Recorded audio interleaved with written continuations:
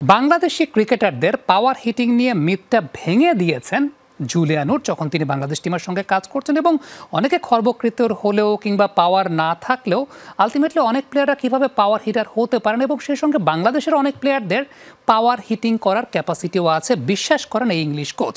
যদিও 2 কিংবা 1 সপ্তাহের মধ্যে সেই পাওয়ার হিটিংয়ের কৌশলটা শেখানো সম্ভব না বলে দাবি করেছেন জুলিয়ান উড। যেটা একটু আগে বলছিলাম যে শরীর এবং হাতের সমন্বয়ে কিভাবে পাওয়ার বাড়াতে হয় সেটি নিয়েই কাজ করা হচ্ছেন বলে জানিয়েছেন এই ইংলিশ। আধুনিক ক্রিকেটের সাথে তাল মিলিয়ে এগিয়ে যেতে বদ্ধপরিকর বিসিবি। পাওয়ার হিটিং এর জায়গায় বাড়তি নজর বোর্ডের। তাই তো এশিয়া কাপের আগেই টাইগার বহরে যুক্ত হয়েছেন পাওয়ার হিটিং কোচ জুলিয়ান উড। সিলেটের নেদারল্যান্ডসের বিপক্ষে সিরিজ দিয়েই পরীক্ষা শুরু হচ্ছে এই ইংলিশ কোচের। যদিও এখনই আকাশ কুসুম চিন্তা করতে নারাজ জুলিয়ান উড। 2 কিংবা 1 সপ্তাহের মধ্যে পাওয়ার হিটিং আয়ত্ত করা সম্ভব নয় বলছেন তিনি। এটা আসলে একটা প্রক্রিয়ার ব্যাপার। 1 কিংবা 2 সপ্তাহের মধ্যেই যে সবকিছু হয়ে যাবে বিষয়টা আসলে তা না। হয়তো কিছুটা পার্থক্য দেখতে পারবেন। তাদেরকে বোঝানো হচ্ছে শরীর এবং হাতের সমন্বয়ে কিভাবে পাওয়ার বাড়াতে হবে। ছোট গড়নের কারণে পাওয়ার হিটিং এ টাইগার ব্যাটাররা কার্যকরী নয় বলে একটি কথা প্রচলিত আছে। তবে ভিন্ন কথা বলছেন জুলিয়ান উড।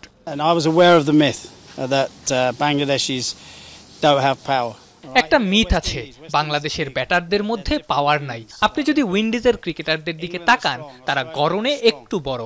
অস্ট্রেলিয়া ও ইংল্যান্ডের ক্রিকেটাররা শক্তিশালী। বাংলাদেশের ছেলেরা গড়নে কিছুটা ছোট হলেও তাদের যথেষ্ট পাওয়ার আছে।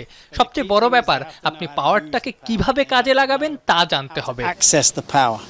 পাওয়ার হিটিং এর ক্ষেত্রে মাইন্ডসেট বেশ গুরুত্বপূর্ণ বলছেন এই ইংলিশ কোচ।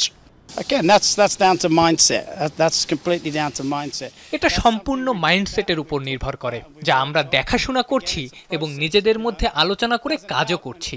যেটা আগেও বলেছি, একটা প্রসেসের মধ্যে যেতে হবে আমাদের। পাওয়ার হিটিং এর ক্ষেত্রে ব্যাটারদের মধ্যে বাড়তি আত্মবিশ্বাস থাকার প্রয়োজন বলে মনে করেন উড। নাসিফ শুভ, যমুনা স্পোর্টস।